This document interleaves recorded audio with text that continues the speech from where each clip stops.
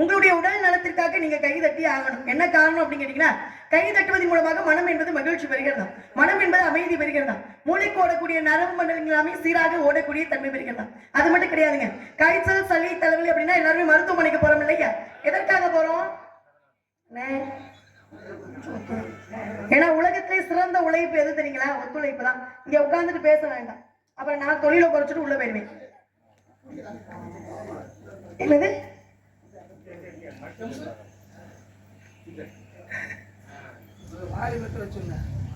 இந்த மைக்கு மட்டும் கொஞ்சம் வால்யூம் வைங்க. எந்த அளவிற்கு இருக்கோ அந்த அளவிற்கு ஒத்துழைப்பு. 4 பேர் இல்ல பின்னாடி போய் நின்னுங்க.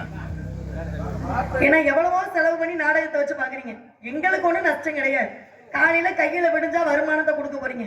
உழைத்தாலும் உழைக்கலாலும் பேசினாலும் தொடர்ந்து 5 பாட்டை பாடிட்டு நான் உள்ள போய் படுத்து தூங்கினாலும் காலையில விடுஞ்சா கையில வருமானம். நஷ்டம் எனக்கு கிடையாது, ஏமாற்றம் உங்களுக்கு தான். அதனாலதான் சொல்றேன் ஒத்துழைப்பு கொடுங்க அப்படின்னு. நான் ரொம்ப கோவக்கார பிள்ளை. என் ஊரு என் மக்கள் ஒரு கோவம் வரத்தானே செய்யும். எங்க நாடக அமைப்பாளரு அப்படித்தானே. என் ஊரு என் மக்கள். ஏன்னா கை தட்டுவதற்காக நிறைய நன்மைகள் இருக்கு. காய்ச்சல், சளி, தலைவலி அப்படின்னா எல்லாருமே மருத்துவமனைக்கு போறோம் இல்லையா? உதாரணத்துக்கு காய்ச்சல்னு போறோம்னு வச்சுங்க, முதல்ல என்ன பண்ணுவாங்க? தெர்மாமீட்டரை வச்சு பரிசோதனை பண்ணி பார்ப்பாங்க. அதிகப்படியான காய்ச்சல் இருந்தது அப்படின்னா உடனடியாக என்ன பரிசோதனை எடுத்துட்டு வர சொல்லுவாங்க? நம்ம என்ன நோயின்னு மருத்துவமனைக்கு போனாலும் கூட முதல்ல ரத்த பரிசோதனை எடுத்துட்டு வாங்க அப்படின்னு தான் சொல்லுவாங்க. பிளட் டெஸ்ட் எடுத்துட்டு வாங்க அப்படின்னு தான் சொல்லுவாங்க. எதற்காக தெரியுங்களா? நம்ம மனித உடலில் ஏதாவது கிருமிகள் இருந்தால் அது முதலில் கலக்கக்கூடியது ரத்தத்திலேயே சிறுநீரில் தான் முதல்ல கலக்குமா. இப்ப நல்ல கை தட்டுவதன் மூலமாக மனித உடலில் ஓடக்கூடிய ரத்தத்தில் இருக்கக்கூடிய ஏதேனும் கிருமிகள் கலந்திருந்தால் அது கலந்து கரைந்து சிறுநீர் வழியாக வெளியேறுமா. எவ்வளவு பெரிய விஷயம் பாத்தீங்களா ஐயா? அது மட்டும் கிடையாதுங்க. சர்க்கரை நோய் அப்படின்னு ஒரு நோய் ரொம்ப பிரபலமான நோய் ஆயிடுச்சு. குடும்பத்துல நிச்சயமாக சர்க்கரை நோய், இந்த சுகர். ஏன்னா சில நேரங்களில் தமிழ்நாட்டு மக்கள்ல ஆங்கிலத்துல பேசினாதான் தமிழர்களுக்கே புரியுது. என்ன பண்றது? அப்பைக்கப்ப ஆங்கிலம் கலந்து பேசினாதான் புரியுது. அப்ப இந்த சுகர் ஆகப்படுறது நிச்சயமா குடும்பத்துல ஒருத்தருக்காக இது இருக்கும். என்ன காரணம்? மனித உடல்ல என்ன நடக்குது அப்படிங்கிற விஷயத்தை நம்ம எல்லாருமே தெரிஞ்சுக்கணும். மனித உடலில் ஓடக்கூடிய ரத்தத்தில் இன்சுலின் என்று சொல்லப்படக்கூடிய ஒரு காரத்தன்மை இருக்குமா. அது நடுநிலையாக இல்லாமல் அதிகரிப்பது குறைவது தான் இந்த சர்க்கரை நோய்க்கான காரணம். நல்ல அழுத்தமாக கை தட்டுவதன் மூலமாக மனித உடலில் ஓடக்கூடிய ரத்தத்தில் இருக்கக்கூடிய இன்சுலினுடைய தன்மையாகப்படுது நடுநிலையாக வைத்திருக்கக்கூடிய தன்மை தான். அதாவது சர்க்கரை நோயை இல்லாமல் போவதற்கான வாய்ப்பு கை தட்டுவதன் மூலமாக அமையுது அப்படின்னு நான் சொல்லல, மருத்துவ ஆராய்ச்சியாளர்கள் சொல்கின்ற உண்மை. அதனாலதான் நம்மளுடைய முன்னோர்கள் என்ன பண்ணாங்க? திருவிழாவை அமைத்து முளைப்பாரிய நடுவுல வச்சு அனைவரும் கும்மி அடிக்கக்கூடிய பழக்கம் இருக்கு இல்லையா? எதற்காக முன்னோர்கள் கொண்டு வந்தாங்க? மனித உடலுக்கு ஆரோக்கியம் என்ற வகையில. நம்ம எங்க முன்னோர்களையும் மறந்துட்டோம், முன்னோர்கள் சொல்லிக் கொடுத்து போன பழக்க வழக்கத்தை எல்லாம் மறந்துட்டோம். அதனாலதான் புதுமையான நோய்களுக்கெல்லாம் காரணமே. எங்களுக்காக நீங்க கை தட்டவே வேண்டாம், உங்களுடைய உடல் நலத்திற்காக நல்ல நீடோடி ஆரோக்கியத்தோடு வாழ வேண்டும் என்று அந்த காளியம்மனை மனதில் நினைத்துக் கொண்டு நல்ல கை தட்டுங்க பார்ப்போம். முன்பை விட சத்தம் அதிகமாக வருதா? என்ன காரணம்? உலகமே சுயநலத்துலதான் இயங்கிக்கிட்டு இருக்கு. வணக்கம். தெய்வீகமான திருச்சபைக்கு ஸ்ரீ வள்ளி என்ற கதாபாத்திரத்தை ஏற்றி நடிக்கும் திண்டுக்கல் காயத்ரியின் அன்பு பணிவும் கலந்த வணக்கம். அகர முதலில் எழுத்தெல்லாம் ஆதிபம் முதற்சி உலகு என்ற பொழுதில் பெருத்துவங்கும் தன் மகனை சான்றோன் என கேட்ட தாய் இரு தத்துவங்களை அறிந்து அதன்படி நடந்து மாதா பிதா குரு தெய்வம் அவர்களின் அருளாசி பெற்று எள்ளு கிடைத்திரை வாய்க்கால் வழியோடி புல்லுக்கும் ஆங்காங்கே பசிமாம் தோழ்வர்கள் நல்லார் உலகில் ஒருவர் அவர் பொருட்டு எல்லோருக்கும் பெய்யும் மழை என்ற அவையின் பொன் மொழிபடி வாழ்ந்து கொண்டிருக்கும் பெரியோர்கள், தாய்மார்கள், விழா கமிட்டியாளர்கள் மற்றும் அனைத்து நாடக ரசிகர்களுக்கும் மீண்டும் எனது வணக்கம். வணக்கம் வணக்கம். மிரட்டி தான் வாங்கணும். நமது நாடும் நாட்டு மக்களும் ஊரும் ஊர் மக்களும் 16 செல்வங்களாகிய புகழ், கல்வி, வழி, வெற்றி, நன்மக்கள், பொன், நல்லூர், நிகழ்ச்சி, அறிவு, அழகு, இளமை, துணிவு, நோயின்மை, வாழ்நாள் என்று சொல்லப்படக்கூடிய 16 செல்வங்கள் பெற்று பெருவாழ்வு வாழ வேண்டும் என்பதற்காக என் குலக்கடவுளாகப்பட்ட முருகப்பெருமானை வணங்க வேண்டும். முருகனை, செந்தூர் முருகனை, மயோன் மருமகனை, ஈசன் மகனை, ஒருக்கை முக தம்பியை, உன் தண்டைக்கால் எப்பொழுதும் நம்பியே கை தொழுவினான் என்று அந்த அருணகிரியார் திருப்புகழ் பாடுவது போல அந்த திருச்செந்தூர் முருகனை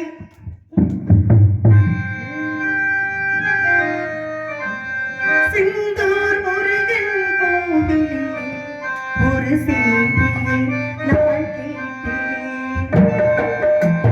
செந்தூர் முருகன் கோவிலில் ஒரு செய்தியை நான்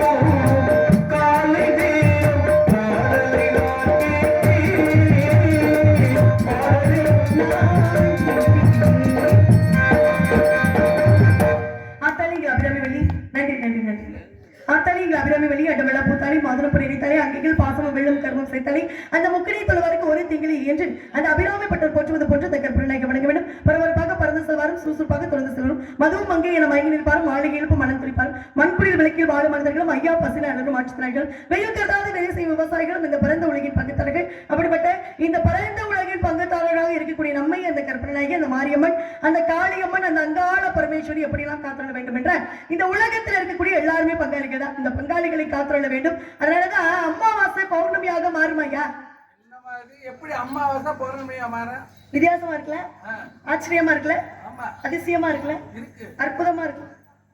எல்லாம் இருக்கு. ஐயா நீங்க நாடகத்தை பார்க்கிறீங்களா, நாடகத்தை கவனிக்கிறீங்களா? பரவாயில்லையே, பாராட்டுக்கள். ஏன்னா நாடகத்தை பார்ப்பதற்கு நாடகத்தை கவனிக்கிறதுக்கு வித்தியாசம் இருக்கு. நாடகத்தை பார்க்கிறது அப்படின்னா கண்களுக்கு வேலை கொடுக்குது, நாடகத்தை கவனிக்கிறது அப்படின்னா மூளைக்கு வேலை கொடுக்குது. இப்ப நான் வந்துட்டு அப்படின்னா நீங்க எல்லாம் மூளைக்கு வேலை கொடுக்கக்கூடிய நேரம். சிந்திப்பவன் மனிதன், சிந்திக்க மறுப்பவன் மிருகம். அதனால உங்களை எல்லாம் சிந்திக்க வைக்கணும். இப்ப அமாவாசை பௌர்ணமியாக மாறுமா? மாறாது. அறிவியல் ரீதியாக மாறாது. அமாவாசை எப்படி பௌர்ணமியா மாறும், பௌர்ணமி எப்படி அமாவாசையா மாறும்? ஆனா மாறியது யாருக்காக? ஆதிபராசக்தியினுடைய உண்மையான பக்தி கொண்ட ஒருவருக்காக அன்று அமாவாசை பௌர்ணமியாக மாறியது. யாருக்காக?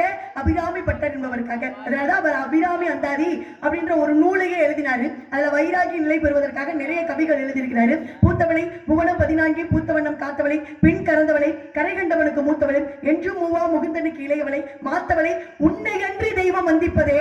உன்னை அன்றி தெய்வம் வந்திப்பதுன்னா என்ன? உன்னை போன்ற தெய்வம் உலகத்திலே இல்ல அப்படிங்கிறார். எவ்வளவு பெரிய விஷயமா இருக்கு. ஏன்னா இந்த உலகத்துல முதல் கடவுள் சிவபெருமான் தான். அந்த சிவபெருமானையும் மிஞ்சிய ஒரு தெய்வம் இருக்கு அப்படின்னா அது ஆதிபராசக்தி, அந்த காளியம்மன் தான். இதையும் இன்னொருத்தரும் சொல்லியிருக்கிறார். எப்படி தெரியுங்களா? இதே அர்த்தத்தை வேறு ஒரு கவியில சொல்லியிருக்கிறார். யாரு? திருமூலராகப்பட்ட திருமந்திரத்துல என்ன சொல்லியிருக்கிறார் அப்படின்னா, அவளை அறிய அமரரும் இல்லை, அவளின்றி செய்யும் அருந்தவமும் இல்லை, அவளின்றி ஐந்தொழில் ஆவதொன்றில்லை, அவளின்றி ஊர்ப்புகும் அறியேனே. ஐந்தொழில் என்னென்ன? படைத்தல், காத்தல், அழித்தல், அருளல், மறைத்தல் என்று சொல்லப்படக்கூடிய இந்த ஐந்தொழிலுக்கும் அதிபதி யாரு அப்படிங்கிறீங்க? சிவபெருமான் தான். இந்த சிவபெருமானே தன்னுடைய தொழிலை செய்யணும் அப்படின்னா கூட அந்த ஆதிபராசக்தியினுடைய அருள், அந்த காளியம்மனுடைய அருள் இருந்தால்தான் சிவபெருமானே அவருடைய தொழிலை வெற்றிகரமாக செய்ய முடியும். அப்படின்னா நம்ம மானிட பிறப்பு, நமக்கெல்லாம் அந்த காளியம்மனுடைய அருள் எவ்வளவு தேவைப்படும் இல்லைங்களா? இந்த சக்தி இல்லாம ஒன்றுமே கிடையாது. இன்றைக்கு இந்த சக்தி இருக்கு, உடல்ல அந்த சக்தி இருக்கிறதுனாலதான் நம்ம எல்லாம் இயங்குறோம், இப்படி நம்ம பேசுறோம், பாடுறோம். இப்படி நீங்க எல்லாம் நல்ல தெம்பா உட்கார்ந்து பாக்குறீங்கன்னா உங்களுக்குள்ள இருக்கக்கூடிய அந்த சக்தி தான், அந்த ஆதிபராசக்தி தான். இந்த உலகத்தில் இருக்கக்கூடிய எல்லாருமே பங்காளிகள். இந்த பங்காளிகள் அந்த ஆதிபராசக்தி காளியம்மன் காத்துள்ள வேண்டும். எப்படி என்றால், வரவழைத்து விழுகையா வாழ வைக்க வந்தவளே, தடுத்து வைத்து வேண்டுகின்றோம் காத்திடுவாய் கருமாரி, காத்திடுவாய் கருமாரி.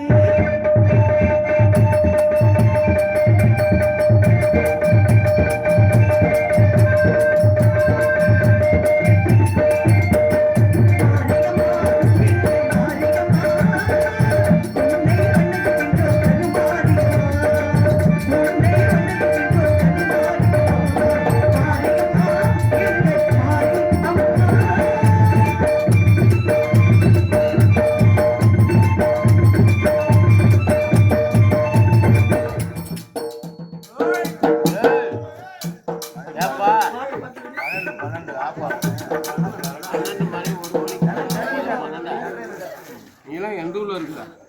ஆதரவுல மணி 1 மணி ஆகுது.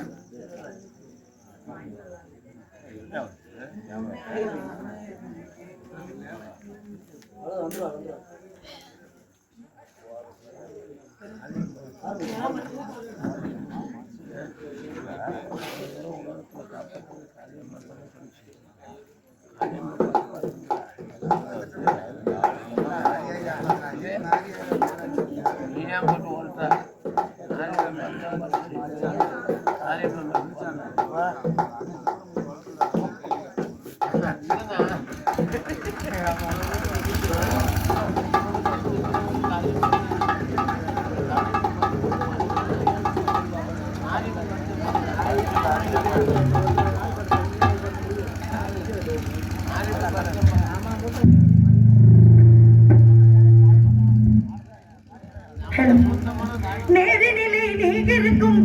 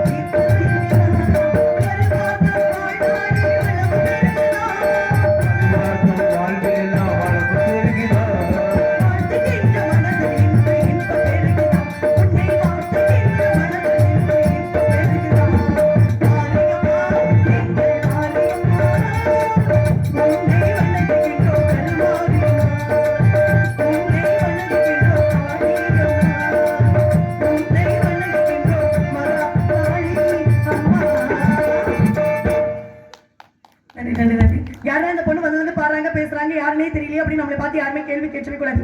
என் பெயர் வழி தந்தை பெயர் நம்பி தாய் பெயர் நங்கை மோகினி. எனக்கு உடன் பிரவாதிகளை சகோதரர்கள் இருக்கிறார்கள். என்னுடைய தாய்க்கு தந்தைக்கு பாருங்களேன் ஒரு பிரச்சனை இல்லாத மனிதர் எங்கேயாவது இருக்கிறோம் ஐயா? நிச்சயமா இருக்க முடியாது. மனிதனாக பிறந்துட்டோம் அப்படின்னாவே பிரச்சனை இருந்து பிறந்து வளர்ந்து வர்றது மாதிரி தான் இருக்கு. மனிதனுக்குள்ளேயே எவ்வளவு பிரச்சனைகள் இருக்கு. நாட்டுக்குள்ள எவ்வளவு பிரச்சனை தெரியுங்க. இன்னும் போர் முடிவுக்கே வர மாட்டேங்குது. அமெரிக்காவுக்கும் ஈரானுக்கும் இஸ்ரேலுக்கும் போர் நடந்துகிட்டு இருக்கு. அதனாலதான் நம்மளுடைய நாட்டுல எரிவாயுடைய தட்டுப்பாடு, சிலிண்டருடைய தட்டுப்பாடு, சிலிண்டருடைய விலை உயர்வு என்ன காரணம் அப்படின்னு கேட்டீங்கன்னா போர் தான் காரணம். இதற்கான இந்த பிரச்சனைக்கு என்ன முக்கியம் அப்படின்னு நினைக்கிறீங்க? ஒற்றுமை இல்லாத காரணம் தான். அதனால நம்மளுடைய முன்னோர்கள் அழகாக சொல்லி வைத்தார்கள், கூடி வாழ்ந்தால் பதில் வரணும்ல. ஒற்றுமையே ஒற்றுமையே பலம் அப்படின்னு சொல்லி வச்சாங்க. அப்ப இதையெல்லாம் மறந்த காரணம் தான் நாட்டுக்குள்ள பிரச்சனை, பல பிரச்சனைகள் இருக்கு. என்னுடைய தாய்க்கும் தந்தைக்கு என்ன பிரச்சனை அப்படி பாத்தீங்கன்னா, பிறந்த 7 பிள்ளைகளுமே இப்படி ஆண் பிள்ளைகளாக போயிட்டாங்களே, நம்மளோட முதுமை காலத்தில் நம்மை காப்பதற்கு ஒரு பெண் பிள்ளை கூட இல்லையே அப்படின்னு ரொம்ப வருத்தம். அப்படி வருத்தப்பட்டு கொண்டிருக்கக்கூடிய வேளையிலே வள்ளி கிழங்கு தோண்டிய பள்ளத்தில் என்னை கண்டெடுத்து வள்ளி என நாம மட்டும் செல்லமாக கண்ணும் கருத்துமாக வளர்த்து வருகிறார்கள். அதை கூறுவதற்காக காத்துட்டு இருக்காங்க. அவங்க அப்படியே காத்துட்டு இருக்கட்டும், நான் வந்த வேலையை சிறப்பாக செய்ய வேண்டும் என்று எண்ணுகின்றேன். என்ன காரணம் அப்படின்னு பாத்தீங்கன்னா, என்னதான் பிஇ முடித்திருந்தாலும் அசஞ்ச டெக்டான் என்று சொல்லப்படக்கூடிய மிகப்பெரிய நிறுவனங்கள் பணிபுரிந்தாலும், ராஜ் டிவியிலே தொகுப்பாளினியாக பணிபுரிந்தாலும், திண்டுக்கல் ஐ லியோனி அவர்களுடைய பட்டிமன்றத்திலே பேச்சாளராக இருந்தாலும், பள்ளிக்கூடத்திலே ஆசிரியராக பணியாற்றியிருந்தாலும், தற்போது அரசியல் மேடை பேச்சாளராக இருந்தாலும், இவ்வளவு விஷயங்கள் பண்ணியிருந்தாலும், இன்று உங்கள் முன் நாடக மேடை ஏறி நிற்பதற்கான முக்கிய காரணம் என்ன அப்படின்னு கேட்டீங்கன்னா, மக்களுக்கு தெரியாத பல நல்ல கருத்துக்களை படித்த விஷயத்தை மட்டுமே எப்படி ஆமா நிறைய பேரு பேசணும்னு ஏதோ ஒண்ணு பேசுறதை விட படித்ததை மட்டுமே மக்களிடம் பகிர வேண்டும் என்ற ஒரு உயர்ந்த எண்ணம் தான். எப்படி அவை பிராட்டி தமிழுக்காக தொண்டு செய்தாலும் அதே போன்று இந்த திண்டுக்கல் காயத்ரி தமிழ்நாட்டு மக்களுக்காக படித்த விஷயத்தை மக்களிடம் கொண்டு போய் சேர்த்து சிந்திக்க வைக்க வேண்டும் என்ற ஒரு உயர்ந்த எண்ணம் தான். அனைத்து தெய்வத்திற்குமே அடிப்படையான மந்திரம் இருக்கு. அது என்ன மந்திரம் அப்படின்னு கேட்டீங்கன்னா, காயத்ரி மந்திரம். குரு பிரம்மா, குரு விஷ்ணு, குரு தேவோ மகேஸ்வரக, குரு சாட்சா பரபிரம்மா தஸ்மை ஸ்ரீ குருவே நமக அப்படின்னு சொல்லக்கூடிய ஹயக்ரீவருடைய காயத்ரி மந்திரம் இருந்தாலும், இந்த திண்டுக்கல் காயத்ரிக்குன்னு ஒரு தாரக மந்திரம் இருக்கு. அது என்ன அப்படின்னா, வாங்குகின்ற வருமானத்தை விட அதிகமாக உழைக்க வேண்டும் என்பதே என்னுடைய தாரக மந்திரம். உழைப்பதற்கு நான் தயாரா இருக்கேன். கேட்டு பயன்பெறுவதற்கு நீங்க எல்லாரும் தயாரா இருக்கீங்களா? ஏன் அப்படின்னா, எப்போதுமே நான் மேடை ஏறிட்டேன்னா நல்ல தொழிலாளியா இருக்கணும் அப்படின்னு ஆசைப்படுவேன். நல்ல தொழிலாளிக்கு அழகு என்ன தெரியுங்களா? முதலாளிகள் எதை எதிர்பார்க்கிறார்களோ அதை பரிபூர்ணமாக கொண்டு வந்து சேர்ப்பதான் நல்ல தொழிலாளிக்கு அழகு. அதனால நான் நல்ல தொழிலாளியா இருக்கணும் அப்படின்னு ஆசைப்படுறேன். நீங்க பேச்சை எதிர்பார்க்கறீங்களா, பாட்டை எதிர்பார்க்கறீங்க? பேசத்தாங்க எதிர்பார்க்கணும். பாருங்க, எல்லாம் அறிவு சார்ந்த மக்கள் அப்படிங்கிறது. யாரெல்லாம் பேச்சை எதிர்பார்க்கிறோம்னு கேட்டாங்கன்னு வச்சுக்கோங்களேன், நல்ல வேலை வாங்க போறாங்கன்னு அர்த்தம். பாட்டு பாடுகமா அப்படின்னாங்கன்னு வச்சுக்க, தொடர்ந்து ஒரு 5-6 பாடல்களை பாடிட்டு உள்ள போய் பேசாம படுத்து தூங்கலாங்க. தொடர்ந்து வேற நாடகம் பாட்டு எல்லாருமே நாங்களும் பாடுவோம். பேச்சு திறமை அப்படி வேணும் இல்ல? பாருங்களேன், உண்மையாவே உங்களை நான் உண்மையாவே பாராட்டுறேன். எல்லாரும் கை தட்டுங்க. பேச்சு திறமை இருக்கணும். பாட்டு நாங்க கூட தான் பாடுவோம். பாட்டு பாடுறதுக்கு கீழே இருக்க எல்லாரும் தான் பாடிடலாம்.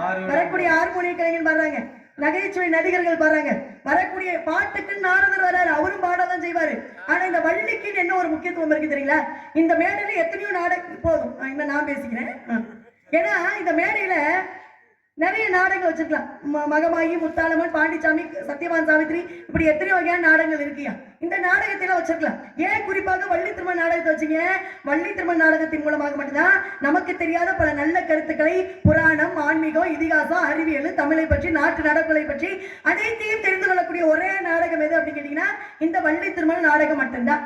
இந்த வள்ளி திருமண நாடகத்துல எந்த கதாபாத்திரத்துக்கு அதிக முக்கியத்துவம் இருக்கு அப்படின்னு கேட்டீங்கன்னா, வள்ளியாக வரக்கூடிய கதாபாத்திரத்துக்கு தான். இரவு 12 மணிக்கு மேடைக்கு வந்தோம் அப்படின்னா விடிய காலை 6 மணி வரைக்கும் அதிக நேரங்கள் மேடைகள் இருக்கக்கூடிய கதாபாத்திரம் தான் இந்த வள்ளியாக வரக்கூடிய கதாபாத்திரம் தான். அப்ப எவ்வளவு விஷயத்தை படித்துட்டு வந்து மக்களிடம் பகிரக்கூடிய தன்மையில இந்த கதாபாத்திரம் இருக்கு. அதனால்தான் இந்த நாடகத்தை இயற்றிய நாடக தந்தை ஸ்ரீ ஸ்ரீ டி சங்கரதாஸ் சுவாமிகள் ஐயாவே இந்த நாடகத்துக்கு என்ன பேரு? வள்ளி திருமணம். ஏன் முருகன் திருமணம்னு வச்சிருக்கலாம்ல, ஏன் வள்ளி திருமணம்? அப்ப இந்த வள்ளிக்கு எவ்வளவு பெரிய முக்கியத்துவத்தை அறிஞர்கள் கொடுத்திருக்கிறாங்க. அப்ப அதை உணர்ந்து, புரிந்து, தெரிந்து நடந்து கொள்ள வேண்டும் என்பதான் உண்மையான விஷயம். பேச்சு கேட்டவங்களுக்கு மிகப்பெரிய பாராட்டுகள். இதுக்கப்புறம் இந்த மேடையில எந்த வள்ளியை நீங்க சந்திச்சாலும் இதே மாதிரி கேட்கணும். சரிங்களா? கேள்வியெல்லாம் நம்ம கேட்கணும். எப்ப நம்ம எல்லாம் கேள்வி கேட்க ஆரம்பிக்கிறோமோ அப்பதான் நமக்கு பகுத்தறிவு வரும், வளரும், நல்ல விஷயங்கள் நாட்டுல நடக்கும். அப்ப பேச்சுக்கு வந்துருவோமா? கவிஞர் கண்ணதாசன் ஐயா எல்லாருக்குமே தெரியும். கவிஞர் கண்ணதாசன் மிகப்பெரிய ஞானி, மிகப்பெரிய அறிவாளி, நிறைய தத்துவ பாடல்கள் நமக்காக கொடுத்துட்டு போனவரு. வாழ்க்கை இப்படித்தான்ப்பா வாழணும் அப்படின்னு பல தத்துவ பாடல் நம்ம கொடுத்துட்டு போயிருக்கிறார்ல. மிகப்பெரிய ஞானி தானே. ஆனா அவர்னாலே வாழ்க்கை நிம்மதியா வாழ முடியல. எப்படி தெரியுங்களா ஐயா? அவரை பற்றி பேசுவதற்கு முன்பாக அவருடைய பாடல் நம்ம எல்லாருக்குமே இந்த பாடல் ரொம்ப பிடிக்கும். உயர்ந்த இடத்தில்